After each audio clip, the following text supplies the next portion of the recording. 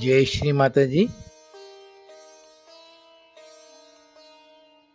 పరమ పూజ్య శ్రీమాతాజీ అనంతమైనటువంటి ఆశీస్సులతో ఈనాటి సాయంకాల ధ్యాన కార్యక్రమానికి సహజ కుటుంబ సభ్యులందరికీ కూడా హృదయపూర్వక స్వాగతం. తల్లి దివ్య శ్రీ చరణాలకి సంపూర్ణ శరణాగతులమై అత్యంత వినమ్రతతో తల్లి ముందు అర్థింపుగా కూర్చుందాం.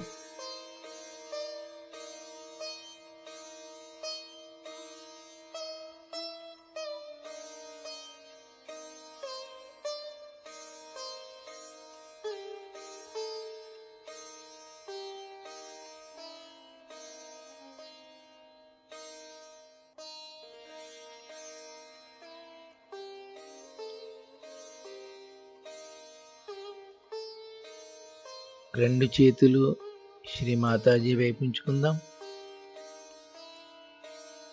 తల్లి దివ్య శ్రీచరణాలను చూస్తూ చిత్తాన్ని అంతర్ముఖం చేసుకుని తల్లితో ఒక్కటి కావాలనే ఏకైక కోరికతో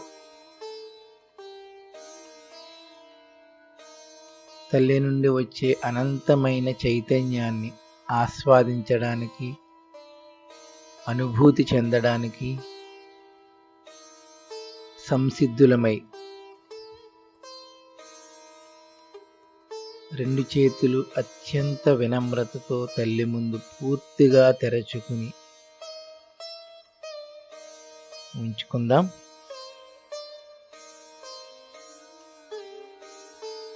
మన యొక్క స్థితిని మనం గమనించుకుందాం. తల్లి నుండి వచ్చే చైతన్యాన్ని ఆస్వాదించడానికి సిద్ధంగా, మానసికంగా, శారీరకంగా మనం సిద్ధంగా ఉన్నామా లేదా మనల్ని మనం గమనించుకుందాం.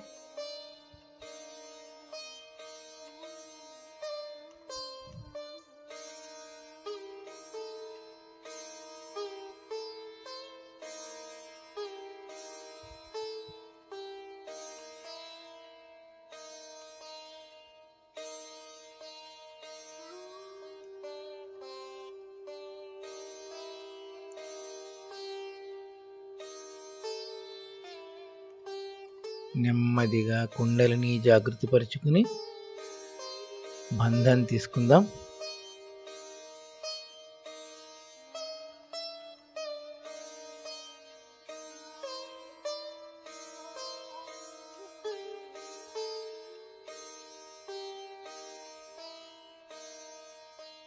Let us put ourselves into bandhan after raising our kundalini.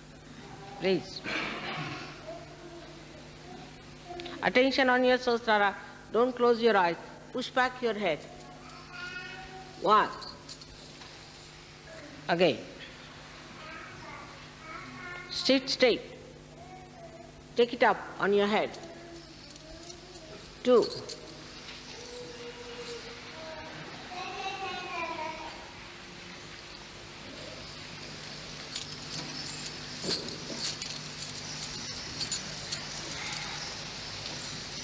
3.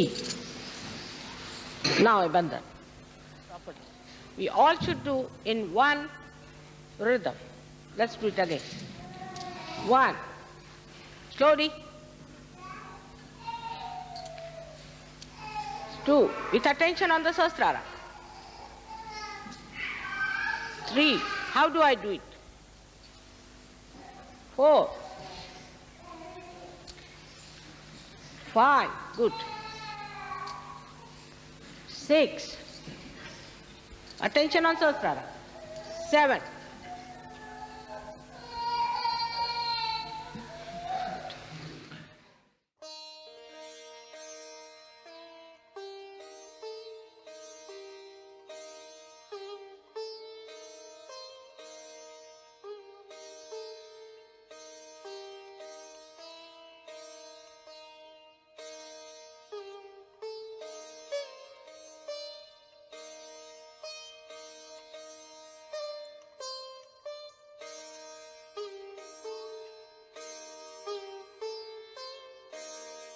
రెండు చేతులు యథాస్థానములో ఉంచుకుందాం. నెమ్మదిగా కళ్ళు మూసుకుని మనందరి హృదయములలోనికి తల్లిని హృదయపూర్వకంగా ఆహ్వానించుకుందాం. మనందరి హృదయ మందిరాలలోకి తల్లిని రమ్మని అత్యంత భక్తితో ప్రార్థిద్దాం. అమ్మా శ్రీమాతాజీ, దయతో మా అందరి హృదయములలోనికి రండి తల్లి. తల్లిని ఒక్కసారి పిలిస్తే చాలు, ఆ తల్లి ఎంతో ప్రేమతో మనందరి హృదయాల్లోనికి రావడం జరుగుతుంది. తల్లి మన హృదయాల్లోనికి ఉన్నప్పుడు అనుభూతి ఎట్లా ఉంటుందో, ఆ స్థితి ఎట్లా ఉంటుందో మనం అనుభూతి చెందుదాం.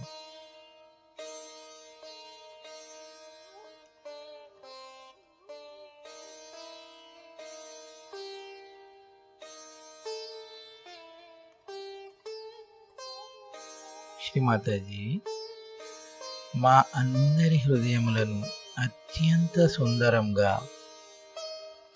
అత్యంత విశాలంగా చేయండి తల్లి.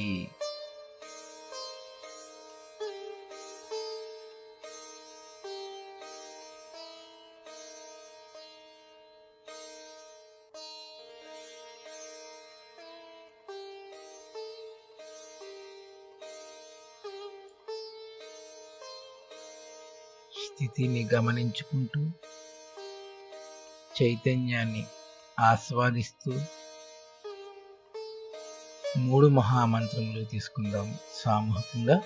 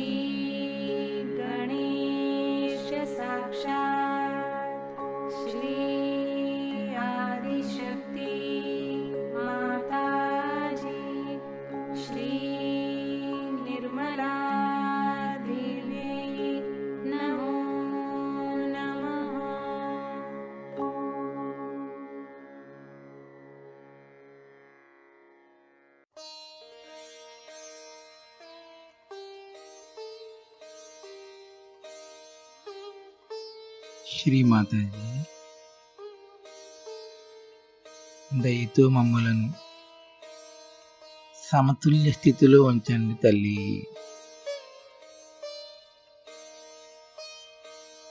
అమ్మా,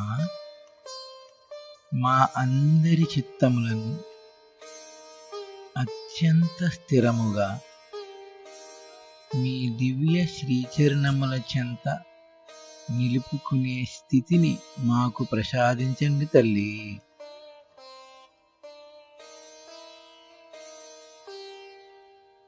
శ్రీమాతాజీ, మీరు తప్ప అన్యమైనటువంటి ఏ ఆలోచనలు కూడా మాకు వద్దు తల్లి.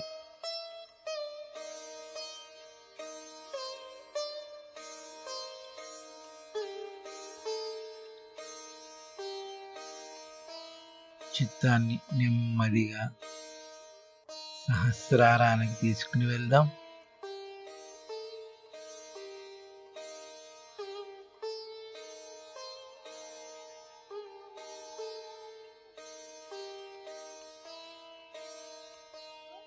అమ్మా శ్రీమాతాజీ, దయతో మా అందరి సహస్రారములలోనికి రండి తల్లి.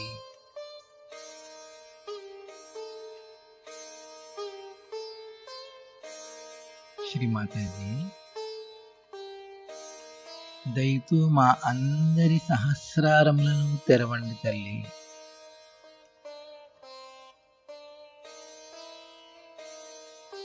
అమ్మా, దయతో ఈ సామూహికతనంతటినీ కూడా మీతో ఏకీకరణ చేయండి తల్లి.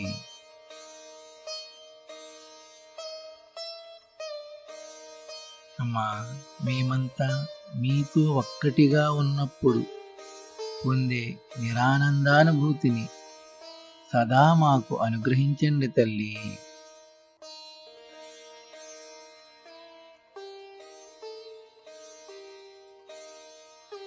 శ్రీమాతాజీ, మాలోని అణువణువు కూడా మీ యొక్క ప్రేమను, మీ యొక్క ఉనికిని గుర్తించే స్థితిని మాకు ప్రసాదించండి తల్లి.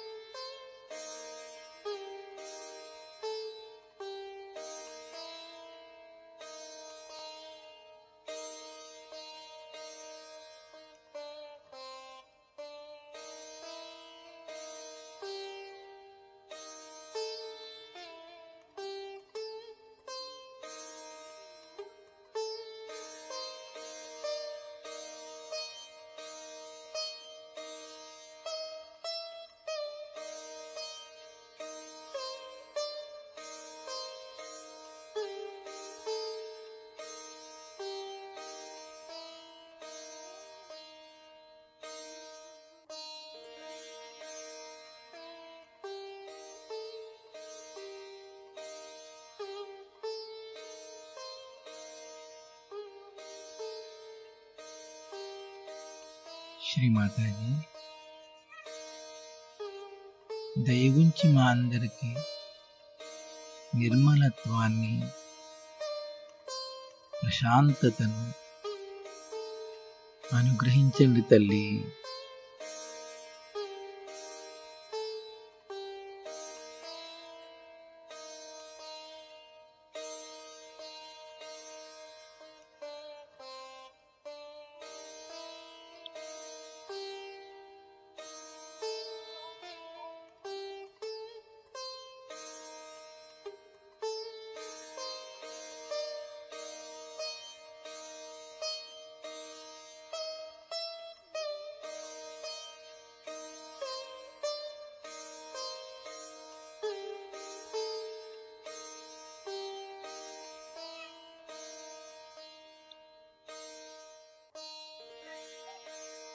ఆనందకరమైనటువంటి, తల్లితో ఒక్కటైనటువంటి ఈ స్థితిని ఇదే విధంగా కొనసాగించుకుంటూ స్థితిని క్రమక్రమంగా పెంచుకుందాం. ప్రతి క్షణం మనల్ని మనం గమనించుకుంటూ చైతన్యాన్ని ఆస్వాదిస్తూ ధ్యానంలో కొనసాగుదాం. శ్రీమాతాజీ మనందరికీ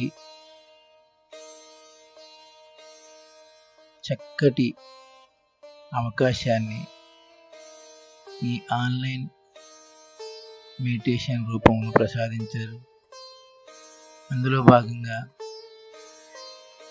మనం తల్లి ఇచ్చినటువంటి జ్ఞానాన్ని మనమందరం అవగాహన చేసుకోవడం కోసం, మననం చేసుకోవడం కోసం శ్రీ నిర్మల విద్య వర్క్షాప్ రూపంలో శ్రీమాతాజీ మనకిచ్చినటువంటి ఈ అవకాశాన్ని ఉపయోగించుకుని తల్లి ఇచ్చిన జ్ఞానాన్ని మనలో స్థిరపరుచుకుందాం. మనందరికీ తెలుసు, పరమ పూజ్య శ్రీమాతాజీ దివ్య ఆశీస్సులతో నడుస్తున్నటువంటి ఈ నిర్మల విద్యా వర్క్షాపులు 3 భాగాలు పూర్తి చేసుకుని ఈరోజు 4వ భాగం మనం నిర్వహించుకోబోతున్నాం. ఈ నిర్మల విద్యా వర్క్షాప్ ద్వారా శ్రీమాతాజీ మనకు అందిస్తున్నటువంటి నిర్మల జ్ఞానం ఇంతవరకు మన సూక్ష్మ శరీర వ్యవస్థలో ప్రధానమైనటువంటి నాడులైన 3 నాడులు ఎడ, పింగళ, సుషుమ్నా నాడుల గురించి శ్రీమాతాజీ అందించినటువంటి ప్రవచనాల ద్వారా చాలా విషయాలను మనం తెలుసుకున్నాం. ఈ నాడులతో పాటు మన సూక్ష్మ శరీర వ్యవస్థలో కుండలిని ప్రయాణములో శక్తివంతము, చైతన్యవంతము అయ్యేటటువంటి శక్తి కేంద్రాల గురించి, అనగా చక్రాల గురించి మనకు సంపూర్ణ అవగాహన ఉండాలి. వాటికి సంబంధించినటువంటి జ్ఞానం మనకు ఉండాలి. ఈ విషయాల గురించి శ్రీ మాతాజీ వివరిస్తున్నటువంటి అమృతవాణిని మనం విని మనం ఈ యొక్క నిర్మల విద్యా వర్క్షాప్ ముందుకు వెళ్దాం. ఈ శ్రీ మాతాజీ చెప్పిన ఈ అంశాన్ని, అమృతవాణిని కూడా మనం యాథాలాపంగా వినకుండా అత్యంత భక్తితో మనం ఇప్పుడు కూడా సహజములో మొట్టమొదటిగా మనం నేర్చుకోవాల్సిన అంశం, మనం శ్రీ ఆదిశక్తి ముందు కూర్చుని ఉన్నాము. కేవలం చిత్రపటం దగ్గర కూర్చుని కాదు, సాక్షాత్తు శ్రీ ఆదిశక్తి ముందు మనం కూర్చుని ఉన్నామనే భావనతో, అంతటి భక్తితో, అంతటి వినయంతో మనం కూర్చుని ధ్యానం చేసినప్పుడు ఆ యొక్క స్థితి వేరుగా ఉంటుంది. మనందరి హృదయాల్లో కూడా ఆ భావనని స్థిరపరుచుకుందాం. సాక్షాత్తు శ్రీ ఆదిశక్తి ముందు మనం అందరం కూడా కూర్చుని భావంతో ఆ తల్లి ప్రవచించినటువంటి అమృతవాన్ని మనం వింటూ ధ్యానంలో ముందుకు వెళ్దాం.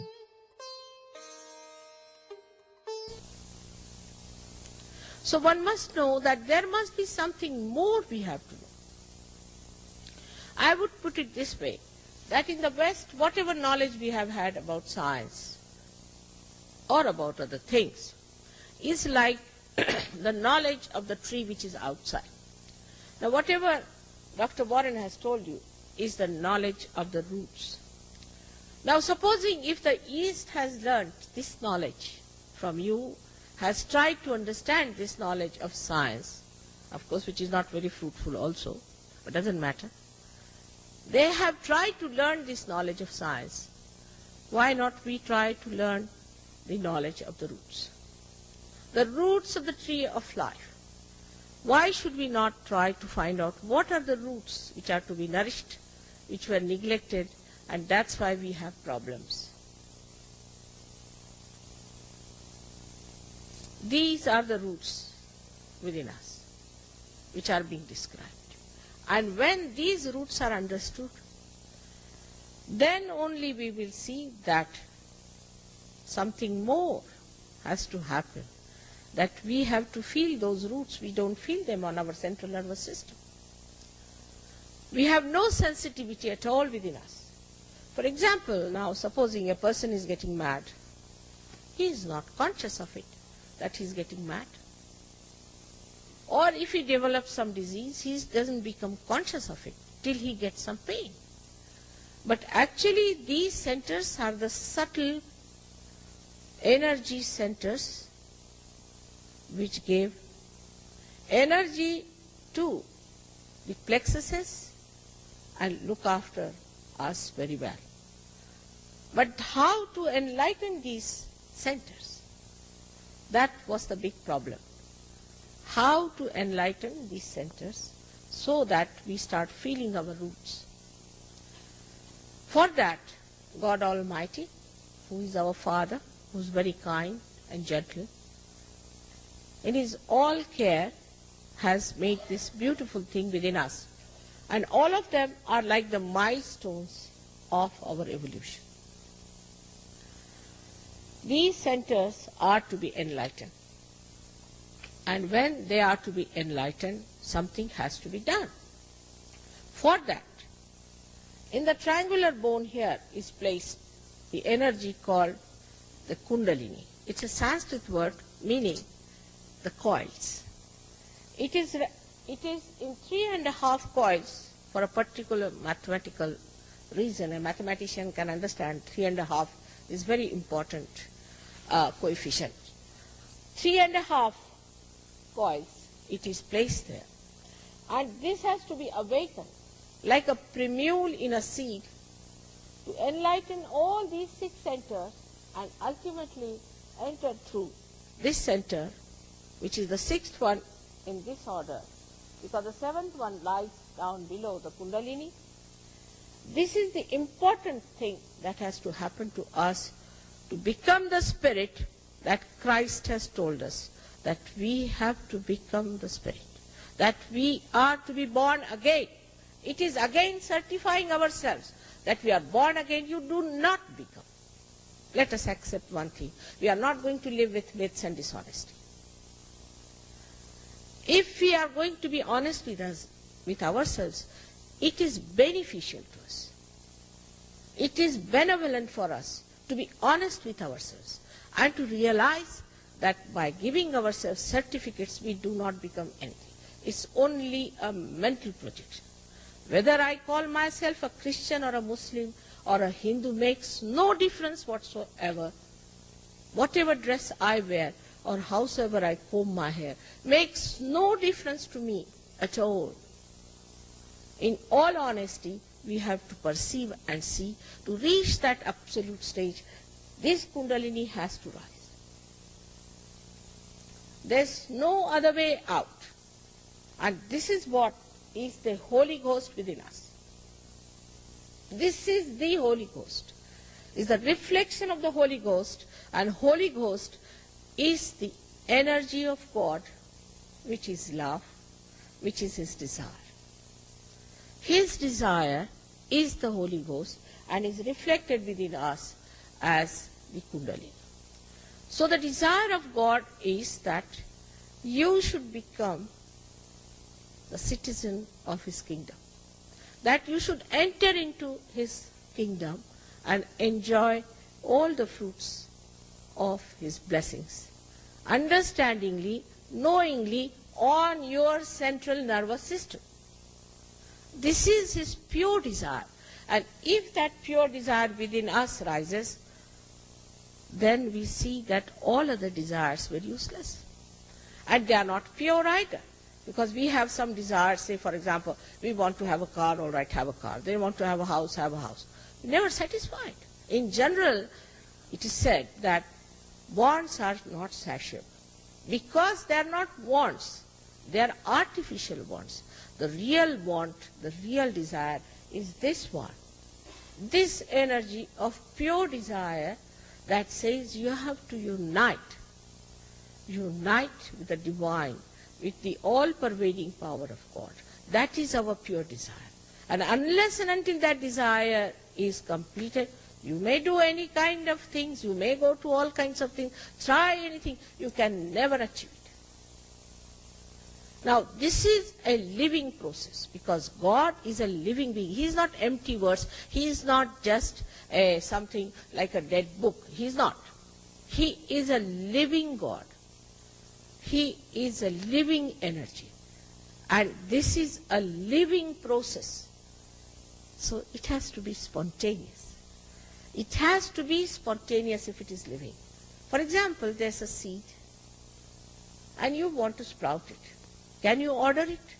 Can you mentally say, all right, it has now sprouted? Can you say that, all right, I'll read these mantras to you or Bible to you or do this? Will it rise? No, it won't. It's a living process. You have to place it in the Mother Earth. Spontaneously it will rise. You don't have to say anything. You don't have to imagine anything. It will rise. And that's what it is, that this Kundalini has to be awakened. In the same manner, in the living process. Now, many people are surprised that I don't charge any money. How can you charge money for love, first of all? And this love, which is so spontaneous. I don't do anything. I'm just standing before you. I'm doing nothing at all. But if that love is, say, flowing all over, and if you get this awakening because of my presence, I'm doing nothing. It's your own. Whatever is your own, this Kundalini is your own, your desire is your own, and if you achieve your realization, it's your own. What is there to charge for? To be honest, I don't do anything. There's no obligation at all. It's just a catalyst. Then you become the catalyst, then the third person becomes the catalyst. Everybody can become the catalyst, but one has to be honest and truthful. Otherwise, you cannot find truth. If you are living with myths, how can you find the truth? Now the modern Sahaja Yoga, what I call it, whatever the way I'm trying it, is a little different that people could have used before. Like they first wanted to clear chakras after chakras, everything, and then go through all kinds of penances and all that and rise the Kundalini. Because people needed this cleansing. Now, what I thought was the easiest method is somehow or other to raise the Kundalini. Somehow. Make it even a little glimpse of the light into people. Let the light coming in the lamp. Let the lamp be seen by the people themselves. When the Kundalini rises, you see, there is a flickering, say, of the light. You can see yourself what's wrong with you, which chakra is catching, where is the problem. And then it's very easy to correct. But if I say, do this and do that, finished. Either they will categorically destroy me like Jesus, or they may make me into a Hitler or something like that. Better is that allow them to judge themselves. Let them become their own guide. Let them become their own gurus and find out. But how? When the Kundalini rises by itself and pierces through, what happens? That your hand starts speaking. You start feeling all around you the cool breeze of the Holy Ghost.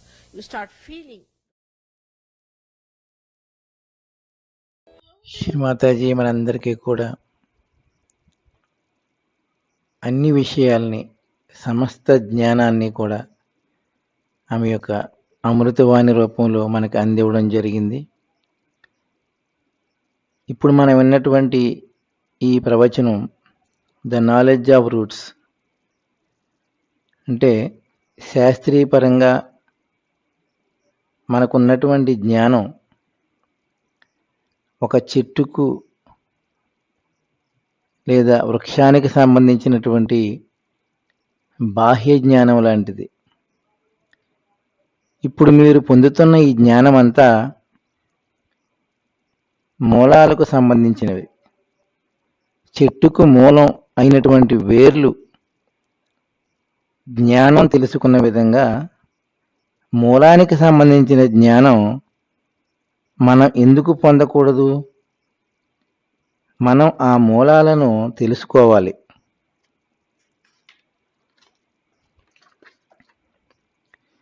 దానికి సంబంధించిన జ్ఞానాన్ని పొందాలి.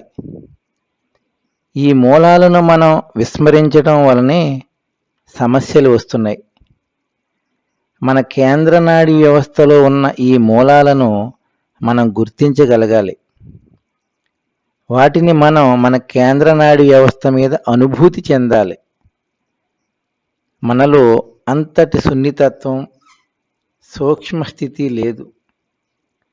ఉదాహరణకు, ఎవరైనా పిచ్చివారుగా అనగా మతి భ్రమిస్తున్న వారికి దానికి సంబంధించిన ఎరుకత ఉండదు.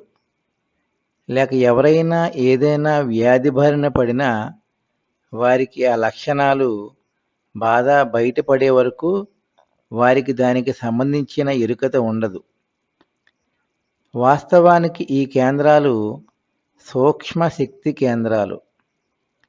ఇవి ఫ్లెక్సెస్ శక్తిని ఇస్తాయి, సంరక్షిస్తూ ఉంటాయి. కానీ ఈ శక్తి కేంద్రాలను ఎలా ప్రకాశవంతం చేయాలి? ఇది చాలా పెద్ద సమస్య. ఈ శక్తి కేంద్రాలను ఏ విధంగా ప్రకాశింపచేయాలి? తద్వారా మనం మూలాలను అనుభూతి చెందాలి. దానికోసం భగవంతుడు మన మీద ఎంతో కరుణతో మనలో ఈ సుందరమైన యంత్రాంగాన్ని అమర్చాడు.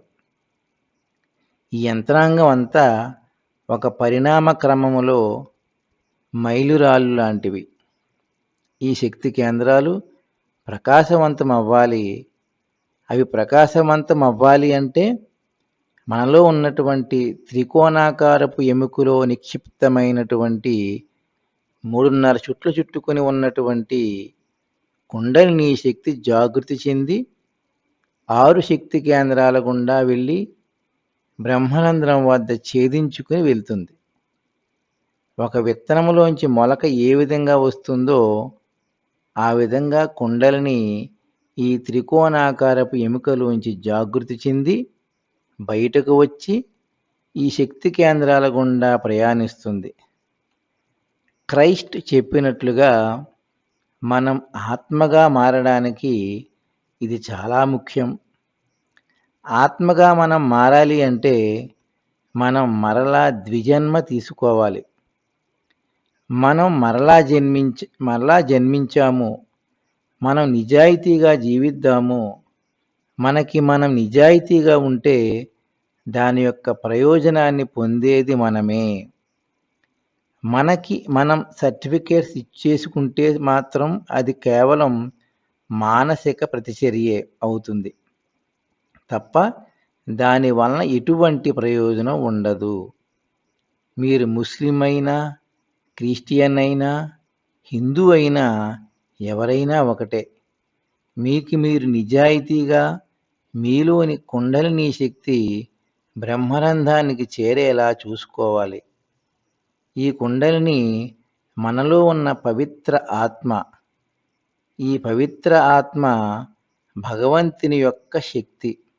అదే ప్రేమ మరియు భగవంతుని యొక్క ఇచ్ఛాశక్తి. భగవంతుని యొక్క ఇచ్ఛాశక్తి యొక్క ప్రతిబింబం మనలో కుండలినిగా అమర్చబడింది. భగవంతుని యొక్క ఇచ్ఛ మీరంతా ఆయన సామ్రాజ్యములోని పౌరులు కావాలి అని. అందువలన మీరంతా భగవంతుని సామ్రాజ్యములోనికి ప్రవేశించి భగవంతుని యొక్క ఆశీస్సులను మీరు సంపూర్ణంగా పొందాలి. భగవంతుని యొక్క శుద్ధ ఇచ్ఛ మీరంతా భగవంతుని ఆశీస్సులను మీ కేంద్రనాడి వ్యవస్థలో అనుభూతి చెందాలి. మనలోని ఈ శుద్ధ ఇచ్ఛ జాగృతి చెందితే ఇక ఏ కోరికలు ఉండవు. వాస్తవానికి మనకి ఉండేవి అన్నీ కృత్రిమమైన కోరికలే. గృహం ఉందని, కాదు అని, ఇలా ఎన్నో. సంతృప్తి అనేదే ఉండదు.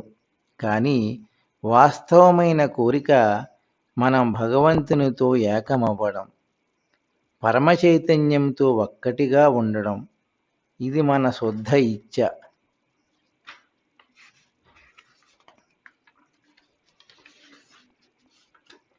ఈ శుద్ధ ఇచ్ఛ పరిపూర్ణమయ్యే వరకు మీరు దేనిని సాధించలేరు. ఇది జీవక్రియ, ఇది జీవశక్తి. ఇదంతా అప్రయత్నంగానే దానికదే జరగాలి. ఒక విత్తనాన్ని మీరు ఆజ్ఞాపించి మొలకెత్తించలేరు కదా. విత్తనం మొలకెత్తడానికి ఒక విధానం ఉంది. అలాగే కుండలిని కూడా ఇదంతా ప్రేమశక్తి. ఈ ప్రేమశక్తి మీ ద్వారా విస్తరింపబడాలి.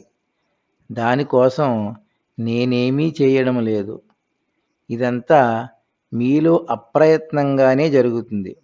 అయితే మీరు నిజాయితీగా ఉండాలి.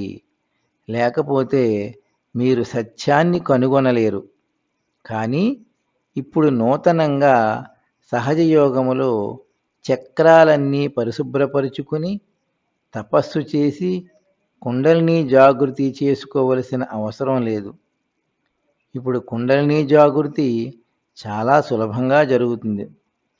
ఆ కాంతిలో మీరు ఏ చక్రం దోషపూరితమైనదో మీరు చాలా సులభంగా గ్రహించగలరు. దాన్ని సరిచేసుకోవడం కూడా చాలా సులభం.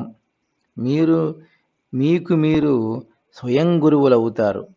మీ కుండలిని జాగృతి చెందినప్పుడు మీ చేతులలో మీ బ్రహ్మరంధ్రం మీద చల్లని చైతన్యాన్ని అనుభూతి చెందుతారు. మీరు స్వయం గురువులైనప్పుడు దీనిలో ప్రతి విషయాన్ని అర్థం చేసుకోగలుగుతారు. దీనికి సంబంధించిన సంపూర్ణ జ్ఞానం, మూల జ్ఞానం మీకు లభిస్తుంది. తద్వారా మీరు ఆధ్యాత్మికంగా ఉన్నతిని సాధించగలరు. శ్రీమాతాజీ మనకి ఈ యొక్క మూలాల గురించి ఈ ప్రవచనములో మనకి చక్కటి జ్ఞానాన్ని అందివ్వడం జరిగింది. Thank you Shri Mataji. మరి ఇంతవరకు మనకు అందించినటువంటి దివ్యవాణిని విన్నాం కదా. కుండలిని ప్రయాణించేటప్పుడు శక్తి కేంద్రాలు ఏ విధంగా ప్రకాశవంతమవుతాయి, దానికి సంబంధించిన సంపూర్ణ జ్ఞానం కలిగి ఉండాలి అని, మూలాలను తెలుసుకోవలసిన ఆవశ్యకత గురించి శ్రీమాతాజీ ఎంతో విపులంగా మనకు వివరించారు. దీనిలో భాగంగా ఈరోజు మనం మొదటి శక్తి కేంద్రం అనగా మూలాధార చక్రం గురించి శ్రీమాతాజీ వివరించినటువంటి విషయాలను మనం ఇప్పుడు తెలుసుకుందాం. మనం ఎంత జ్ఞానం తెలుసుకున్నా అది సముద్రంలోని నీటి బిందువు లాంటిదే. ఎందుచేతనంటే జ్ఞానం అనేది అనంతం. ప్రతినిత్యం శ్రీమాతాజీ ప్రవచనాల ద్వారా అనేక నూతన విషయాలను మనం తెలుసుకుంటున్నాం. కేవలం తెలుసుకుంటే మాత్రం ప్రయోజనం లేదు. తెలుసుకున్న విషయాలను మనం ఆచరణలో పెట్టాలి. అప్పుడే మనం శ్రీమాతాజీ మెచ్చుకునే సహజ యోగులుగా ఎదుగుతాము. అప్పుడు సకల దేవీదేవతల ఆశీస్సులు మనకు లభిస్తాయి. ఇక మనం ఈరోజు తెలుసుకునే విషయంలోనికి వెళ్దాం. మనందరికీ తెలుసు, మొట్టమొదటి చక్రం మూలాధార చక్రం. మరి ఈ మూలాధార చక్రం మనలో వెన్నెముక యొక్క చిట్ట చివరి భాగంలో కుండలిని శక్తికి దిగువ భాగంలో ఉంటుంది. ఈ మూలాధారంలోని మూల అనగా కారణభూతమైనది. మూల అనగా కారణభూతమైనది అని, ఆధార అనగా సహాయపడు అని అర్థం. అనగా కారణభూతమైన కుండలిని శక్తికి సహాయపడు చక్రం ఈ మూలాధార చక్రం.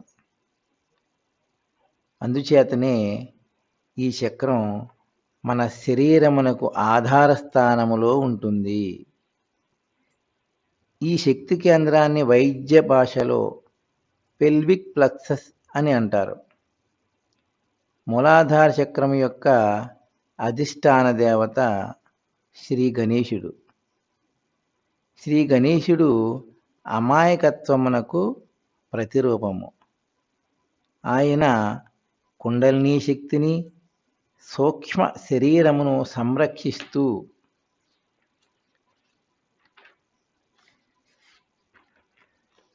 సూక్ష్మ శరీర వ్యవస్థను సంరక్షిస్తూ ఉంటారు. శ్రీ గణపతి పరిపూర్ణమైన జ్ఞానమునకు మూల విరాట్టుగా, సర్వ విఘ్నములను తొలగించేవానిగా, అంటే కుండలినీ శక్తిని మేల్కొల్పుటలో వచ్చేటటువంటి అన్ని విఘ్నములను తొలగించేవానిగా ఆరాధింపబడుదురు. అందుచేతనే శ్రీ గణపతికి విఘ్ననాశకుడు అనే నామం కూడా ఉన్నది. అటువంటి గణాధిపతి, గణనాయకుడైనటువంటి శ్రీ గణేశుడి అధీనంలో ఈ శక్తి కేంద్రం పనిచేస్తుంది. కావున ఆయన సుగుణాలు అయిన అమాయకత్వము, వివేకము, పవిత్రత, సుబుద్ధి, సత్శీలము మనకు ఈ శక్తి కేంద్రం ద్వారా లభిస్తాయి. మరి ఈ మూలాధార చక్రానికి సహజ గుణాల గురించి మనం తెలుసుకుందాం. ఈ మూలాధార చక్రానికి సహజమైనటువంటి గుణాలు అమాయకత్వము, అబోధితత్వము, వివేకము, శీలము, పవిత్రత, సుబుద్ధి, శాశ్వతమైనటువంటి పసితనము. ఈ చక్రం ఎరుపు రంగులో ఉంటుంది. చేతిలో, మన ఎడమ చేతిలో ఎడమ మణికట్టు దగ్గర, కుడి చేతిలో కుడి మణికట్టు దగ్గర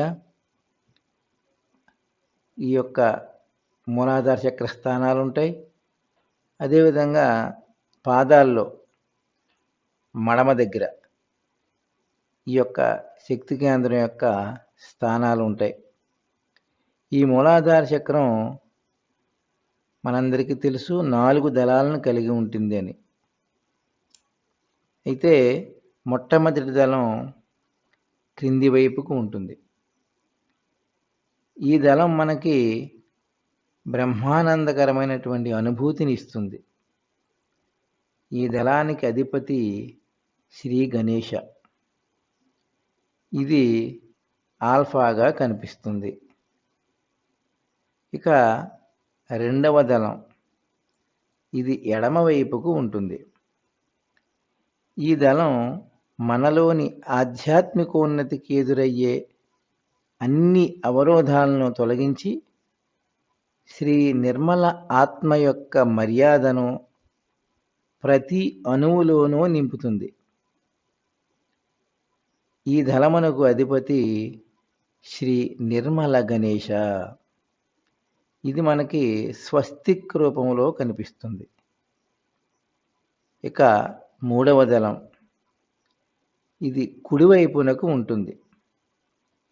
ఈ దళము ద్వారా మనకు సంపూర్ణ శరణాగతి, భక్తి, శ్రద్ధ, పవిత్రత, అమాయకత్వం, పూర్ణ వివేకం, భగవంతుని యొక్క నిర్మల జ్ఞానం వస్తాయి. ఈ దళమునకు అధిపతి శ్రీ కార్తికేయ గణేశ.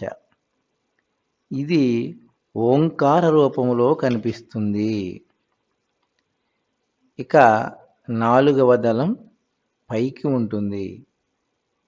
ఈ దళము ద్వారా మనకి నిర్భయత్వము, ధైర్యము, నిర్వాధ్యమైనటువంటి ప్రేమ లభిస్తాయి.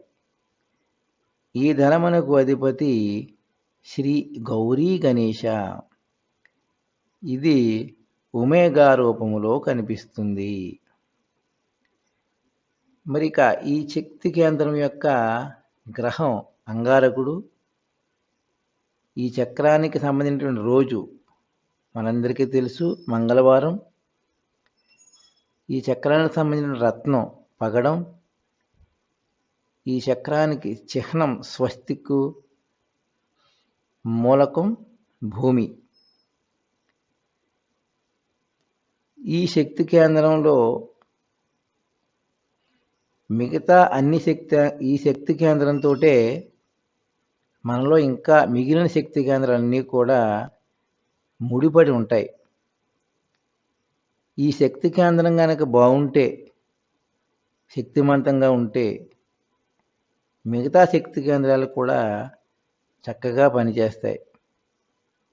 ఎందుచేతనంటే శ్రీ గణేశుడు ఏ శక్తి కేంద్రంలోనికైనా వెళ్ళగలడు. అందుచేతనే శ్రీ గణేశుని వైస్ ఛాన్సలర్ అని శ్రీ మాతాజీ అన్నారు.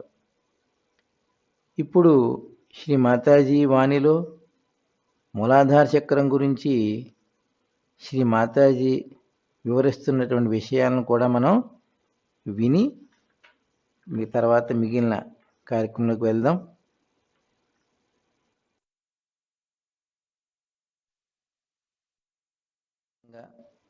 కొనసాగించుకుంటూ శ్రీ మాతాజీ అందిస్తున్నటువంటి చైతన్యాన్ని ఆస్వాదిస్తూ తల్లి యొక్క అమృతవాణి అత్యంత ఏకాగ్రతతో విందాం.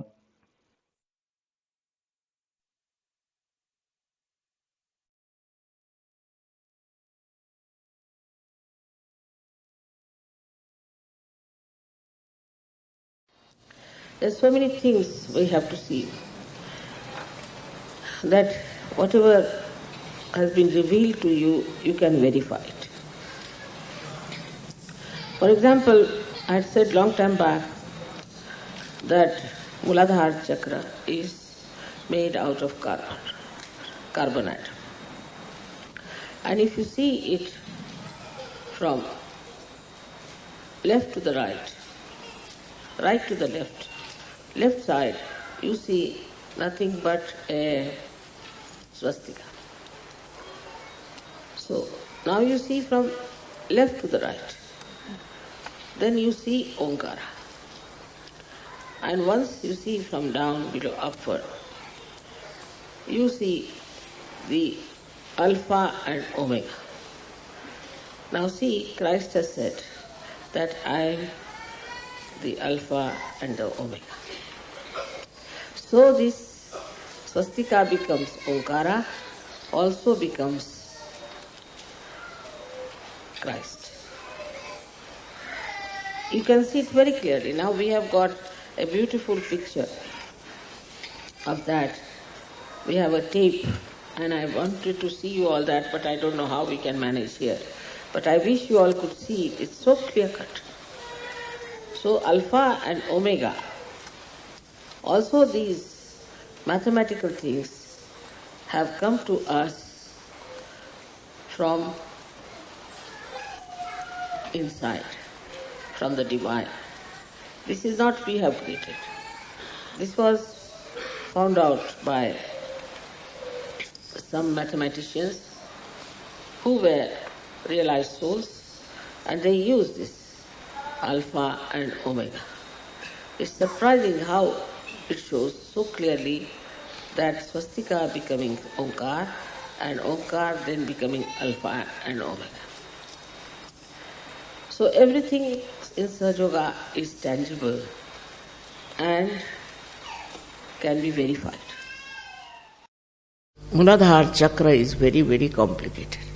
It's one of the most complicated chakras, I think, because it has many waves.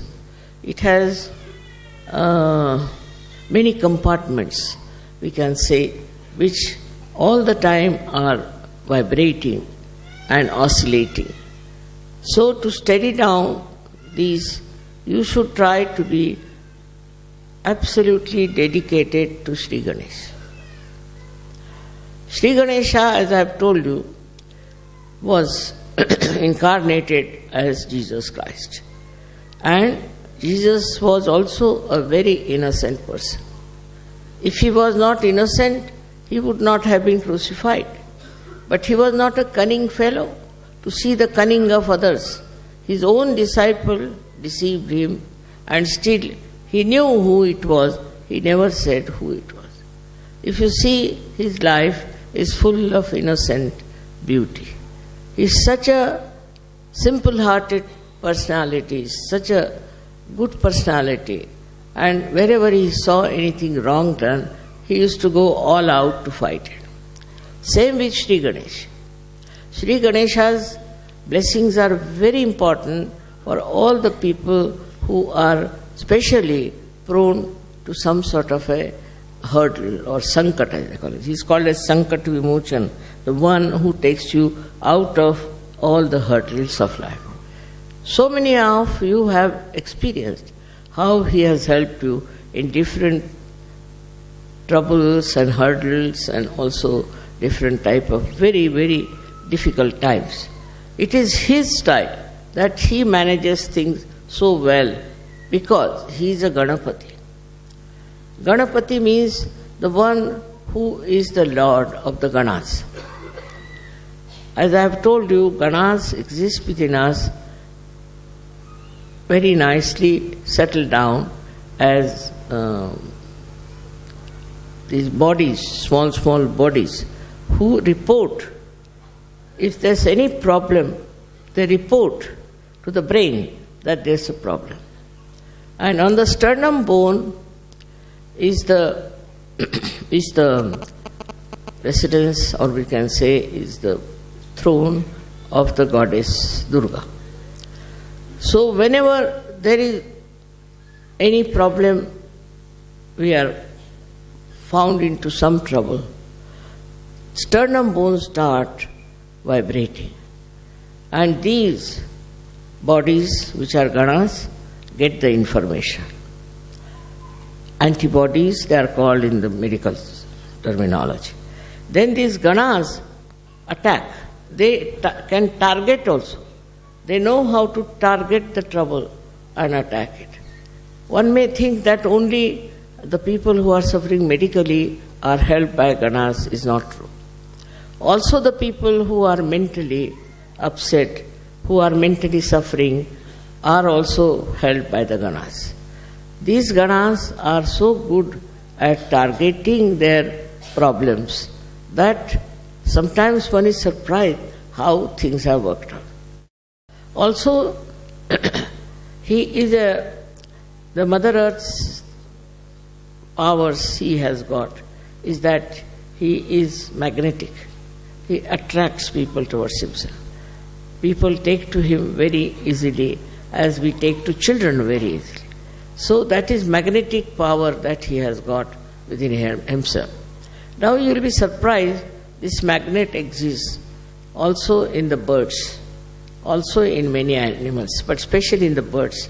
That's how they can follow direction where they have to go. They are flying from, say, Siberia all the way, flying to Australia. How do they fly? And again they come back to the same.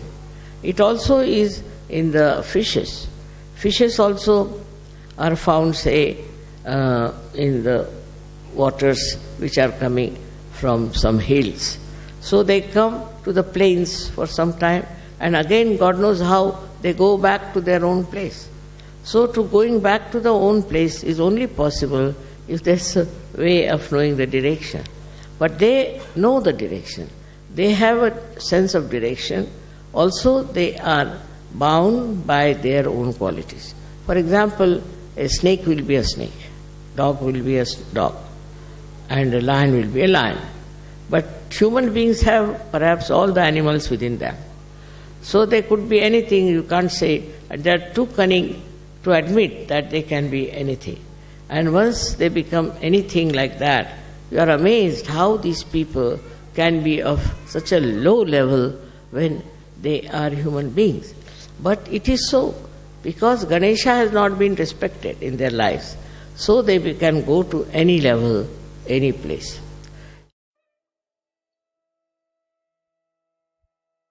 చక్కటి ఆనందకరమైనటువంటి స్థితి, చైతన్యంతో నిండినటువంటి స్థితిని కొనసాగించుకుందాం. మనం విన్నటువంటి తల్లి యొక్క అమృతవాణి మూలాధార చక్రం గురించి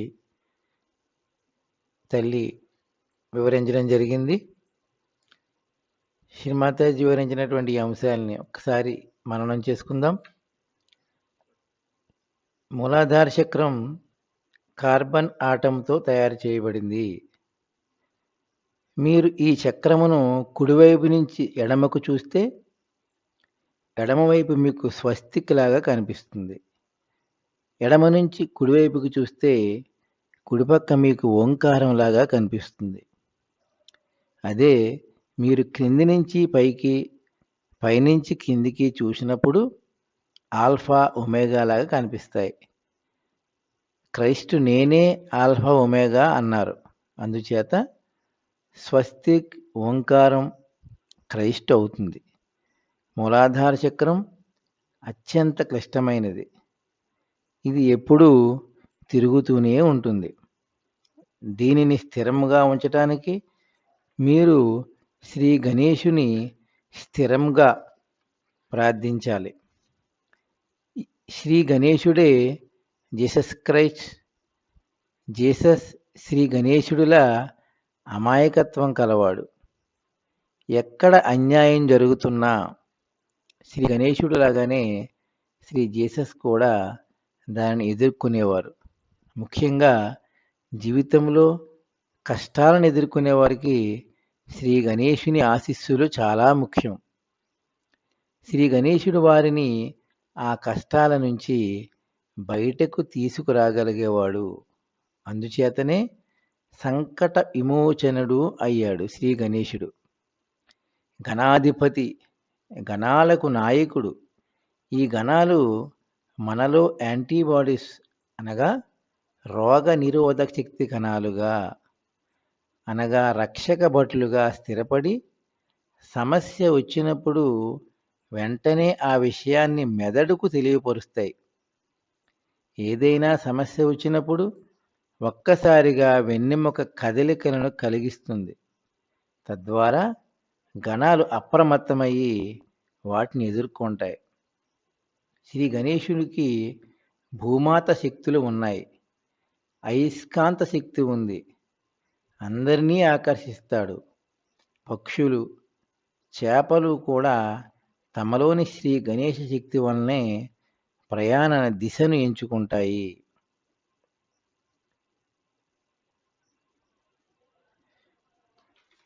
కొద్ది నిమిషాలు ధ్యాన స్థితిలో ఉందాం. తర్వాత అసలు మనకి ఈ మూలాధార చక్రం పాడవడానికి గల కారణాలు ఏంటి, వాటిని మనం ఏ విధంగా క్లియర్ చేసుకునే నిమిషాలని మనం మననం చేసుకుందాం. ఒక 2 నిమిషాలు ధ్యాన స్థితిలో ఉందాం.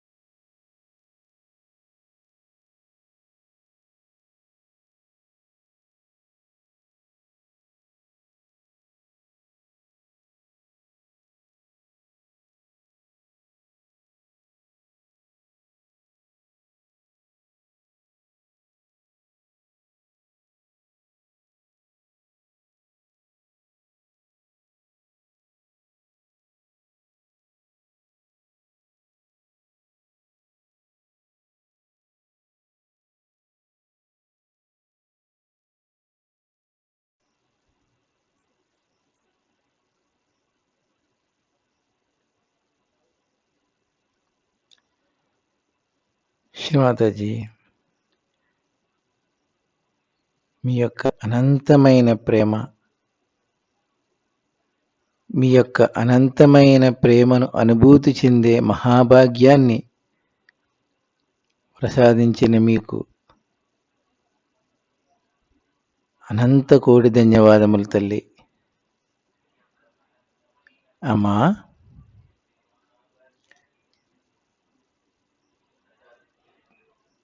శ్రీమాతాజీ మనకు అందించినటువంటి జ్ఞానాన్ని మూలాధార చక్రం గురించి మనం మరింత విపులంగా తెలుసుకుందాం. శ్రీ మాతాజీ మూలాధార చక్రం గురించి, దళాల గురించి, శ్రీ గణేశుడి గురించి, ఆయన శక్తి గురించి ఇప్పటి వరకు మనం విన్నాం, తల్లి చెప్పిన విషయాల్ని. మరి శక్తి కేంద్రం అధీనంలో పనిచేసే అవయవాలు స్త్రీలలో గర్భాశయంలో కొంత భాగం, పురుషుల్లో ప్రోస్టేట్ గ్రంథి, అలాగే మన విసర్జక వ్యవస్థ, ఇవన్నీ కూడా మూలాధార చక్రం అధీనంలో పనిచేస్తూ ఉంటాయి. మరి ఈ చక్రం ఎందుకు దోషపూరితం అవుతుంది, కారణాలు ఏంటి అనేవి మనం తెలుసుకుందాం. మనం సంఘం ఆమోదించినటువంటి పవిత్ర వివాహ వ్యవస్థకు విరుద్ధంగా ఇతరత్ర మార్గాల్లో మనం ప్రయాణించినప్పుడు, అటువంటి ఆలోచనలు చేసినప్పుడు ఈ శక్తి కేంద్రం దోషపూరితం అవుతుంది. అలాగే అశ్లీల చిత్రాలు చూసినప్పుడు, వ్యామోహపూరితమైనటువంటి కళ్ళు కానీ చిత్తాన్ని కానీ కలిగి ఉన్నప్పుడు సహానుభూత నాడీ వ్యవస్థలో అసమతుల్యత వలన, మోసపు గురువులను ఆశ్రయించినప్పుడు వాళ్ళ దగ్గరికి వెళ్ళడం వలన కానీ ఈ శక్తి కేంద్రం దోషపూరితం అవుతుంది. దోషపూరితం అవడానికి ఉన్న కారణాల్లో కొన్ని కారణాలు మనం ఇప్పుడు తెలుసుకున్నాం. అంటే మనం చాలా పవిత్రంగా ఉండాలి అనేది మనం అత్యంత ప్రధానమైనటువంటి అంశం. మన కళ్ళు, మన చిత్తం, మన యొక్క ఆలోచనలు, ఇవన్నీ కూడా మనకి పవిత్రంగా లేకపోతే మూలాధార చక్రం ఎఫెక్ట్ అవుతుంది అని మనం తెలుసుకున్నాం.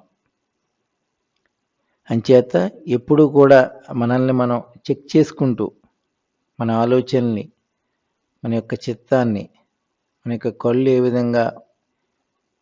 విధమైన దృష్టితో మనం చూస్తున్నాం, ఇట్లాంటివి మనం గమనించుకుంటూ ఉండాలి అనే అంశాన్ని మనం తెలుసుకున్నాం.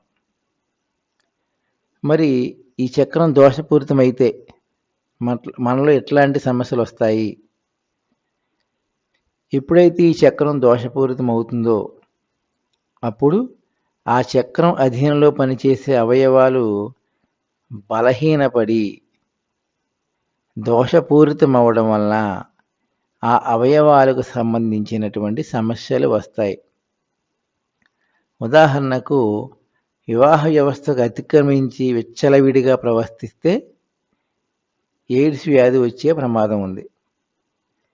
గర్భాశయానికి సంబంధించిన సమస్యలు, ప్రోస్టేట్ గ్లాండ్కి సంబంధించిన సమస్యలు వస్తాయి. మూలాధారం సరిగ్గా లేకపోతే పిల్లలు కలుగరు. భార్యాభర్తలలో ఏ ఒక్కరి మూలాధారం సరిగ్గా లేకపోయినా వారికి పిల్లలు జన్మించరు. ఈ చక్రం బలహీనపడటం వలన మలబద్ధక సమస్య కూడా వస్తుంది.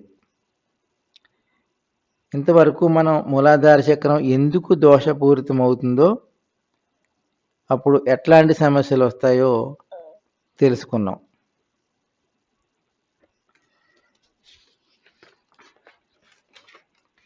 మరి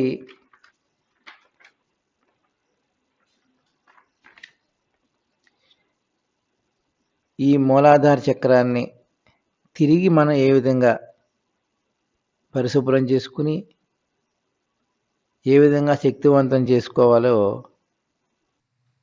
శ్రీ మాతాజీ వివరించిన టెక్నిక్ని, పద్ధతుల్ని తెలుసుకుందాం. ఈ మూలాధార చక్రానికి అత్యంత ప్రధానమైనటువంటి టెక్నిక్ ఉప్పు నీటి చికిత్స, జల ప్రక్రియ.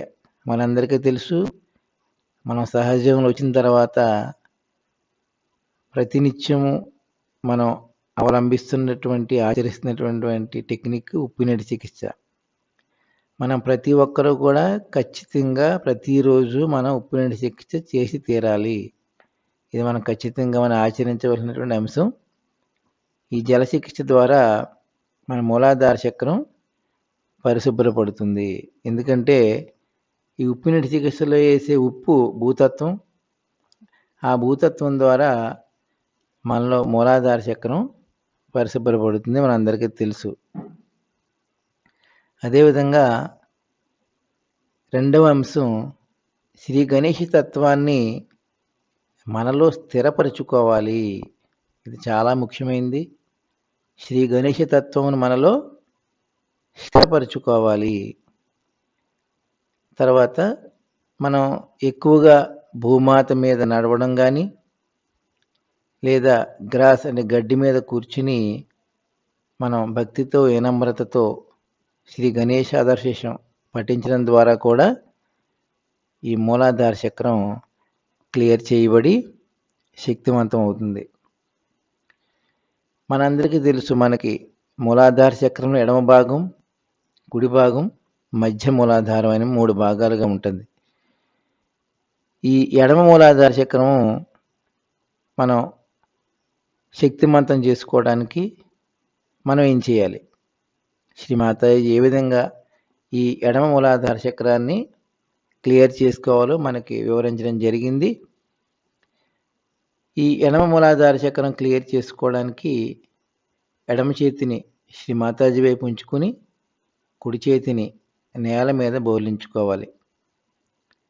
ఈ సమయంలో శ్రీ నిర్మల గణేశ మంత్రం తీసుకోవాలి. శ్రీ నిర్మల గణేశ మంత్రాన్ని మనం తీసుకోవాలి. అదేవిధంగా శ్రీ గణేశ అధర శీర్షాన్ని భక్తితో ఏకాగ్రతతో పఠించాలి. ఆ స్థితిలోనే ఎడమ చేతిని శ్రీమాతాజీ వైపు ఉంచుకుని కుడి చేతిని నేల మీద బోర్లించుకుని శ్రీ గణేశ దర్శనం తీసుకోవడం ద్వారా ఎడమ మూలాధార చక్రాన్ని క్లియర్ చేసుకోవటం, అట్ ది సేమ్ టైం మన యొక్క ఎడానాడి కూడా క్లియర్ చేయబడుతుంది ఈ స్థితిలో. ఇక ఈ విధంగా ప్రార్థన కూడా చేయాలి ఆ సమయంలో. అమ్మా, మీ దయ వలన నేను అమాయకుడిని. అమ్మా శ్రీమాతాజీ, మీ దయ వలన నేను అమాయకుడిని అని ప్రార్థించడం ద్వారా కూడా ఎడమ మూలాధార చక్రాన్ని మనం క్లియర్ చేసుకోవచ్చు. మరొకసారి రిపీట్ చేసుకుందాం. నిర్మల గణేశ మంత్రం తీసుకోవాలి. శ్రీ గణేష్ ఆదర్శం తీసుకోవాలి. నేను అమాయకుడిని అని హృదయపూర్వకంగా చెప్పుకోవడం ద్వారా ఈ ఎడమ మూలాధార చక్రాన్ని పరిశుభ్రపరచుకోవచ్చు. ఇక కుడి మూలాధార చక్రం దగ్గరకు వస్తే, కుడి మూలాధార చక్రాన్ని పరిశుభ్రపరచుకోవడానికి కుడి చేతిని శ్రీ మాతాజీ వైపు ఉంచుకుందాం. ఎడమ చేతిని నేల మీద బోర్లించుకుని శ్రీ కార్తికేయ గణేశ మంత్రాన్ని తీసుకోవాలి. ఈ సమయంలో శ్రీ కార్తికేయ గణేశ మంత్రాన్ని తీసుకోవడం ద్వారా ఈ కుడి మూలాధార చక్రాన్ని పరిశుభ్రపరచుకోవచ్చు. అదే స్థితిలో శ్రీ గణేశ ఆదర్శం కూడా తీసుకోవాలి. శ్రీ కార్తికేయ గణేశ మంత్రం తీసుకోవడం, శ్రీ గణేశ ఆదర్శాన్ని తీసుకోవడం ద్వారా ఈ కుడి మూలాధార చక్రాన్ని మనం పరిశుభ్రపరచుకోవచ్చు. అదేవిధంగా రాక్షస హంతి మంత్రాన్ని కూడా మనం తీసుకోవచ్చు ఈ సమయంలో. ఇక్కడ మనం ఈ విధంగా ప్రార్థించాలి. అమ్మా శ్రీమాతాజీ, నిశ్చయముగా మీరే నాలో ఉన్న అన్ని దుష్ట ప్రవృత్తులను తొలగించగలరు. శ్రీమాతాజీ, నిశ్చయముగా మీరే నాలో ఉన్న అన్ని దుష్ట ప్రవృత్తులను తొలగించున్నది అని మనం ప్రార్థించాలి. మరొకసారి మనం గుర్తు చేసుకుందాం. కుడి చేతిని శ్రీ మాతాజీ వైపు ఉంచాలి. ఎడమ చేతిని నేల మీద బోర్లించుకోవాలి. ఈ స్థితిలోనే శ్రీ కార్తికేయ గణేశ మంత్రాన్ని తీసుకోవాలి. శ్రీ గణేశ ఆదర్శం తీసుకోవాలి. రాక్షస హంత్రి మంత్రాన్ని తీసుకోవచ్చు. ఈ విధంగా ప్రార్థించాలి. నిశ్చయముగా మీరే నాలో ఉన్న అన్ని దుష్ట ప్రవృత్తులను తొలగించున్నది అని ప్రార్థించాలి. చాలామందికి ఈ పైల్స్ ప్రాబ్లమ్స్ వస్తూ ఉంటాయి. ఈ మూలాధార చక్రం దోషపూరితం వల్ల ఈ రైట్ మూలాధార చక్రాన్ని క్లియర్ చేసుకోవడం ద్వారా మనకి ఆ ప్రాబ్లం నుంచి ఉపశమనం లభిస్తుంది. కుడి మూలాధార చక్రాన్ని క్లియర్ చేసుకోవడం ద్వారా.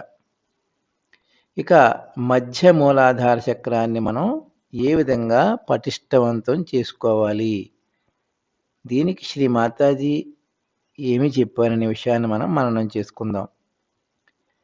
ఈ స్థితిలో 2 చేతులు శ్రీ మాతాజీ వైపు ఉంచుకోవాలి. అత్యంత భక్తితో శ్రీ గౌరీ గణేశ మంత్రాన్ని తీసుకోవాలి.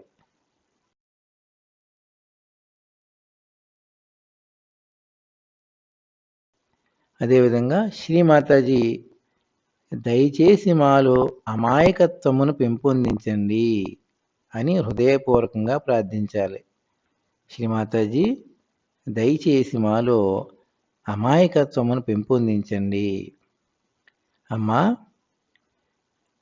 అదేవిధంగా ఈ మన యొక్క కళ్ళును ఇందా చెప్పుకున్నాం, మన కళ్ళు, మన చిత్తం, మన ఆలోచనలు అత్యంత పవిత్రంగా ఉంచుకోవాలి.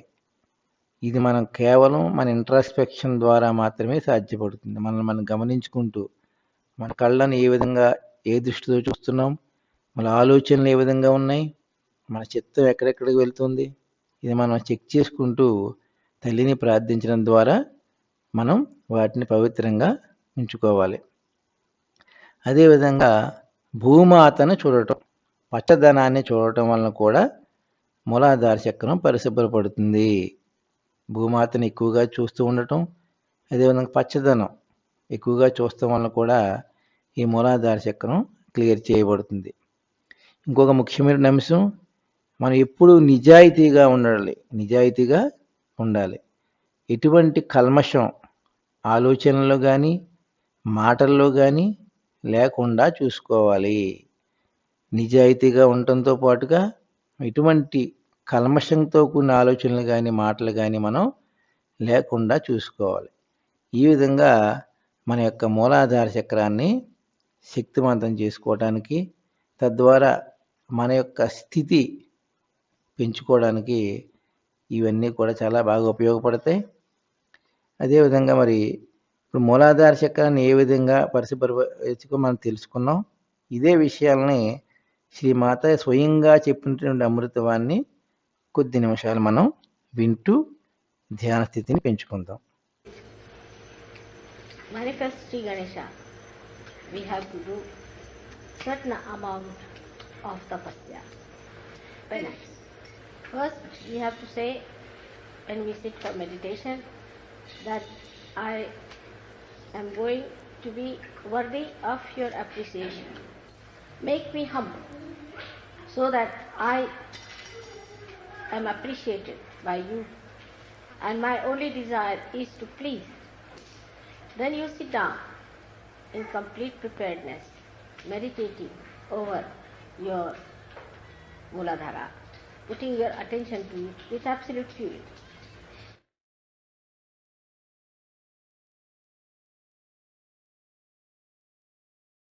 Now you have my photograph before you, and you tell the photograph that, Mother, you who are the Ganesha, Sri Ganesha, you give me wisdom and discretion.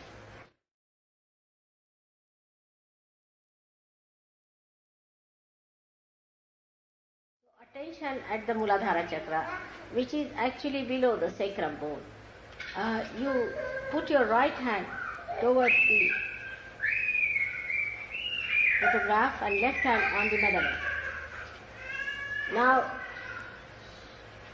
this will tell you that your mind or your brain, which is full of confusion, which has no discretion, which is complicated,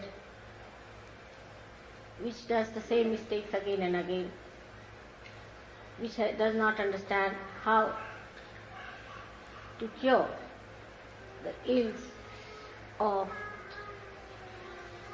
bad thinking. All that can be cured if you put the right hand towards me and the left hand towards the horizon.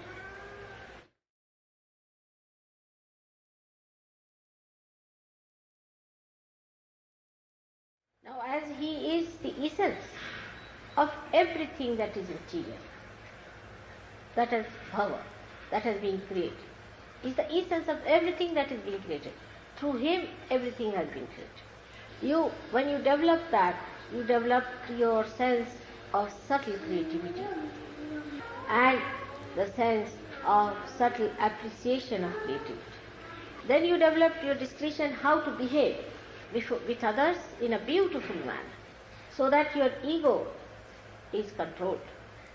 The behavior should be such that there should be no expression of ego in your behavior.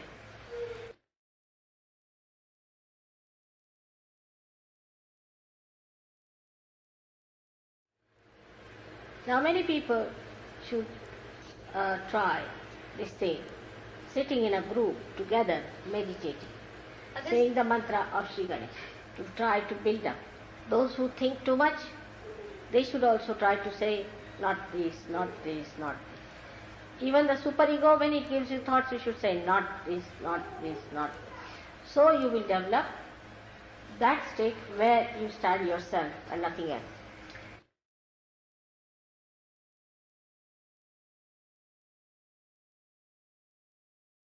Innocence plays, but it is not involved. It sees the play, just sees. It enjoys the play, just enjoys. So today, when we are thinking of Sri Ganesh, let us desire that within us his great power of innocence be enlightened.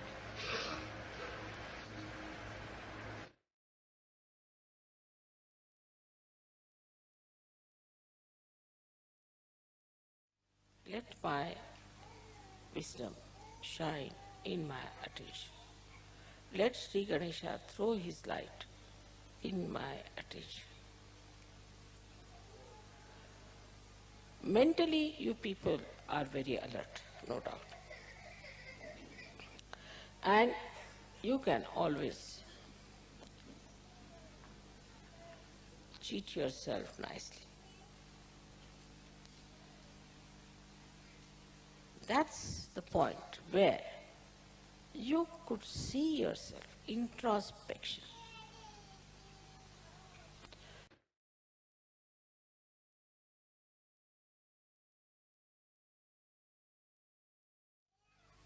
Just introspect. Why do I do like that? Why cannot I meditate? Am I going to miss out?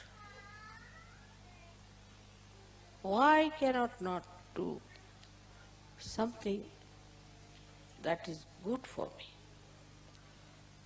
Introspection is the only way you can see yourself, how far you are from Sri Ganesh. Innocence is a quality which is innate, which cannot be forced, which cannot be trained into. It's just a quality, innate quality within a human being. When he becomes Sri Ganesha's disciple, he becomes an innocent person. It's the quality of the spirit. Innocence is the quality of the spirit. And when the spirit within you is awakened, you get the power of innocence by which you overcome all that is negative, all that is wrong, all that is detrimental to your growth, spiritual understanding. In Sahaja Yoga, we have a proper method how we can become innocent. It happens through our thoughtless awareness. If you are in the state of thoughtless awareness, then what happens? You do not react. You do not get involved into wrong things. You do not get involved into any discussions, arguments, but you just watch, and the innocence within you rises beautifully like a lotus, rises out of a dirty pond. So whatever may be the circumstances, when you are in thoughtless awareness, you do not react. That is the sign of innocence. And people who do not react keep young. They will never show their age. They keep young. Because to react is not a very good thing, which makes you get involved into another person. But if you don't react, if you are just watching, you are a witness, then you don't get involved into anything. You are away from it. And that's how your innocence grows and you get very confident. This innocence is something which is absolute, honest intelligence. It is not that it works for the purpose, some purpose, but it is purposeless. It's absolutely purposeless. And thus it achieves that height of joy because there is no purpose in anything. It sees the futility of all kinds of endeavors that we have. It just enjoys. Why people are running up and down, why are they fighting? Just stands up and sees that why should they do it like that. Some may think they are all right, there's nothing wrong with them, but it's not so. Innocence is something, I told you, is an innate quality. And you should not deceive yourself by thinking you are innocent. On the contrary, you just put some introspection upon yourself and see for yourself what have you been doing so far as others are concerned. What is your attitude? I have already talked to you about emotional intelligence. Emotional intelligence is the expression of innocence. It is the expression of Sri Ganesha. Children who are gifted with this will always try to please you. They know what you want, what you need. They'll give you all the joy that you want. They'll do all the things that you like, just to please you. They don't have their own wants. They don't want to have their own demands. They never say, I want this, you do for me, never. They just want to see what you want. What do you want to have? And they put all the effort to supply you with that, whatever you want. It's very interesting how the children behave towards others, elders.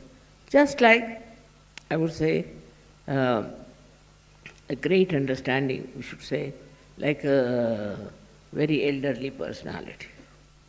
So in innocence you become extremely grown-up, matured, very matured. With that maturity you know what this person needs and what the other person should not have. And the way they establish is very interesting. So the second thing is that innocence is joy-giving. Innocence gives joy to people. Anything said innocently, anything done innocently is very, very joy-giving. And in that you see the person so transparent, so beautiful, that you enjoy that transparency and that sanctified innocence. There's nothing wrong in wearing good dresses, nothing wrong in eating good food, nothing wrong in having conversation with.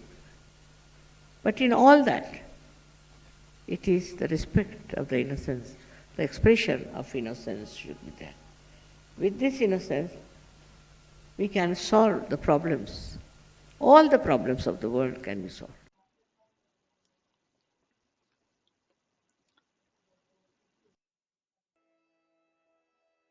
ఇంతవరకు మనం శ్రీ మాతాజీ మూలాధార చక్రం గురించి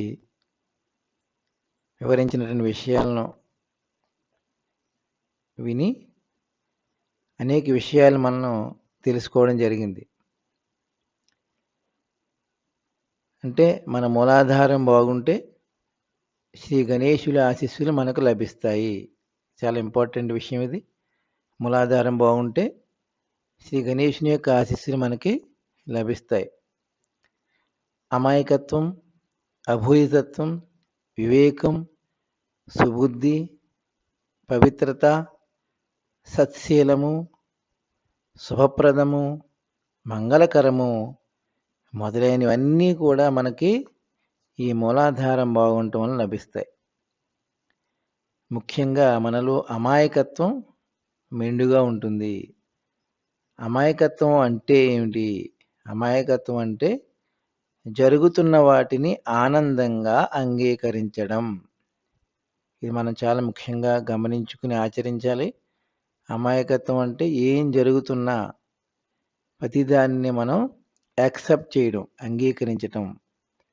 అటువంటి అమాయకత్వం మనలో సంపూర్ణంగా ఉన్నప్పుడు మనం ఆనందకరమైన స్థితిలో సదా ఉంటాము.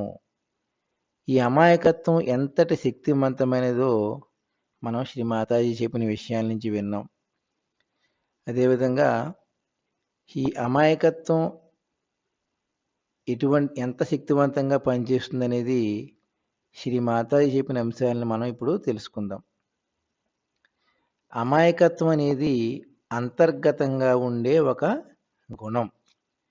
ఈ అమాయకత్వం పొందడానికి ఎటువంటి శిక్షణ లేదు, లేక ఎలాంటి ఒత్తిడిని కలిగించలేము.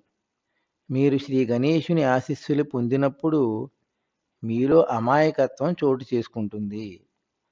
అమాయకత్వం ఆత్మ యొక్క గుణం. మీలోని ఆత్మ జాగృతి అయినప్పుడు మీరు అమాయకత్వపు శక్తిని పొందుతారు. తద్వారా అన్ని నకారాత్మక శక్తులను మీరు జయించగలుగుతారు. మీ ఆధ్యాత్మికోన్నతికి ఉన్నటువంటి అవరోధాలన్నింటినీ మీరు దాటగలుగుతారు.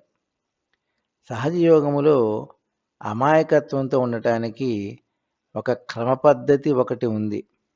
అది మనం నిర్విచార స్థితి ద్వారా జరుగుతుంది. మీరు నిర్విచార స్థితిలో ఉంటే మీరు ఎటువంటి ప్రతిచర్యలకు స్పందించరు, ఎటువంటి చెడు దగ్గరకు మీరు వెళ్ళరు, ఎటువంటి వాదనలకు దిగకుండా మీరు పూర్తిగా సాక్షి స్థితిలో గమనిస్తారు. మీలోని అమాయకత్వం ఒక తామర పువ్వులాగా వికసిస్తుంది. అమాయకత్వం యొక్క లక్షణం ఏమిటంటే ఎటువంటి పరిస్థితుల్లో కూడా మీరు రియాక్షన్స్కి వెళ్ళరు. ఎప్పుడైతే మీరు ప్రతిచర్యలకు వెళ్ళరో మీరు చాలా చిన్న వయస్సు వారిలాగా కనిపిస్తారు. మీ వయస్సు అసలు కనిపించదు. మీ మీద మీకు నమ్మకం ఏర్పడుతుంది. ఈ అమాయకత్వం ఎటువంటి ప్రయోజనాన్ని ఆశించదు. అందుచేత అత్యున్నత ఆనందాన్ని మీరు పొందుతారు. అయితే మేము అమాయకత్వంతో ఉన్నాము అని మాత్రం మిమ్మల్ని మీరు మోసపరుచుకోకండి. ఆత్మవిమర్శ చేసుకోండి. మీ వైఖరి ఎలా ఉంది? పిల్లలు మిమ్మల్ని సంతోషపెట్టడానికి ఏ విధంగా చేస్తారో ఆ విధంగా మీరు ఉండాలి. మీలో పరిణితి ఉండాలి. అమాయకత్వంతో ఏది చేసినా ఆనందాన్ని ఇస్తుంది. ఈ ఆనందంలో మీరు ఇతరుల పారదర్శకతను స్పష్టంగా చూడగలుగుతారు, ఆనందించగలుగుతారు. అమాయకత్వంతో ప్రపంచంలోని అన్ని సమస్యలను పరిష్కరించవచ్చు. అంతటి శక్తివంతమైనది అమాయకత్వము. శ్రీమాతాజీ చెప్పినటువంటి ఈ విషయాలన్నిటినీ కూడా మనం అవగాహన చేసుకుని పరిపూర్ణ హృదయంతో ఆచరించడానికి ప్రయత్నం చేద్దాం. అందరినీ తల్లిని హృదయపూర్వకంగా ప్రార్థిద్దాం. అమ్మ, మీరు చెప్పిన ఈ విషయాలన్నీ కూడా మా అణువణువులోనూ కణకణంలోనూ నింపి వాటిని ఆచరించే శక్తిని మాకు ప్రసాదించండి తల్లి. అమ్మ, మా అందరిలోనూ శ్రీ గణేష తత్వమును స్థిరపరచండి తల్లి. మా అందరి మూలాధార చక్రములను శక్తివంతం చేయండి తల్లి.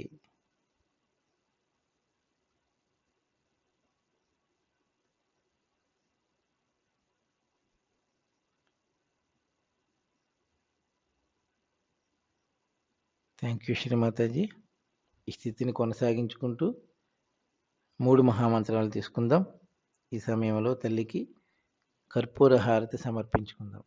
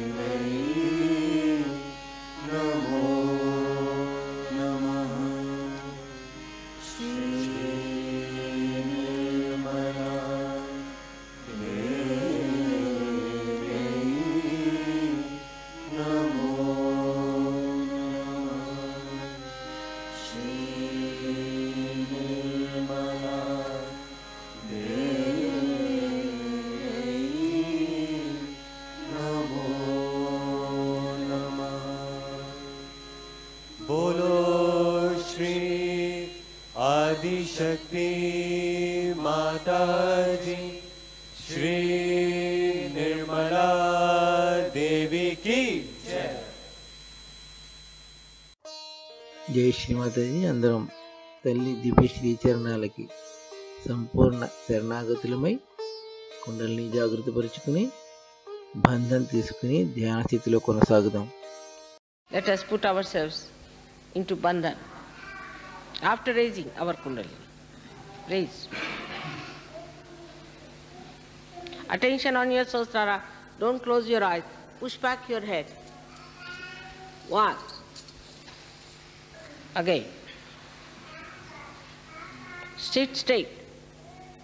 Take it up on your head. 2.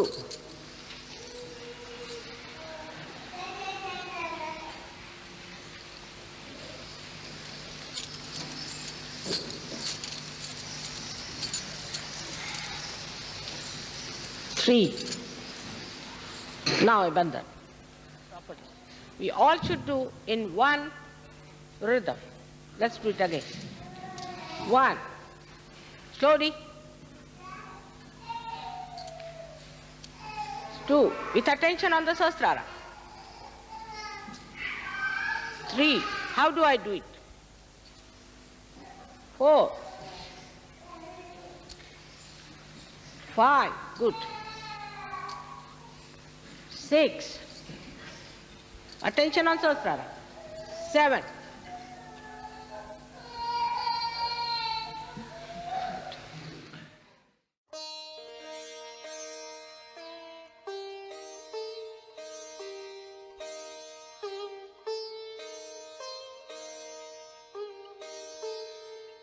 2 చేతులు శ్రీ మాతాజీ వైపు ఉంచుకొని తల్లిని అత్యంత భక్తితో ప్రార్థిద్దాం. అమ్మా, దయతో మమ్మల్ని అందరినీ కూడా శ్రీ గణేశుని చేత మెప్పు పొందే విధంగా తయారు చేయండి తల్లి. శ్రీ గణేశుని అమాయకత్వాన్ని మాలో స్థిరపరచండి తల్లి.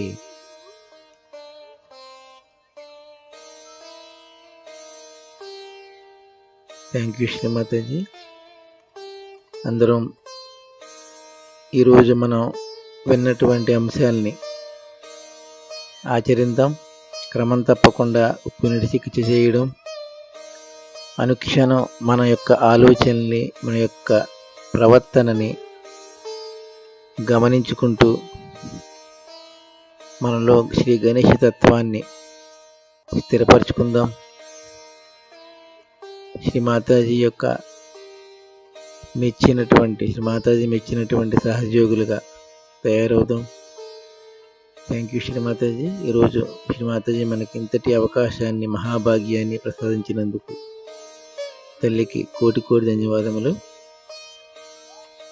శ్రీమాతాజీ ఈరోజు నిర్వహించిన ఈ ధ్యాన కార్యక్రమం మరియు శ్రీ నిర్మల విద్యా వర్క్షాప్లో తెలిసి తెలియక ఏమైనా పొరపాట్లు జరిగితే దయతో మమ్మలను మన్నించి మీ యొక్క అనంతమైన ఆశీస్సులు ప్రసాదించండి తల్లి.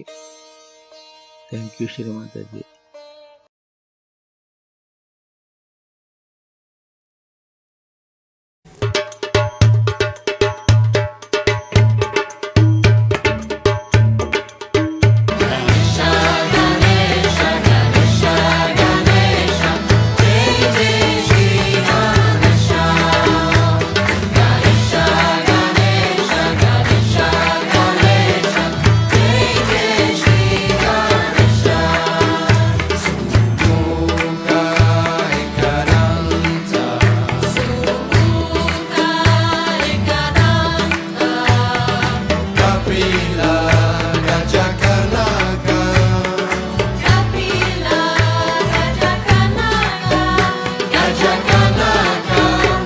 Jack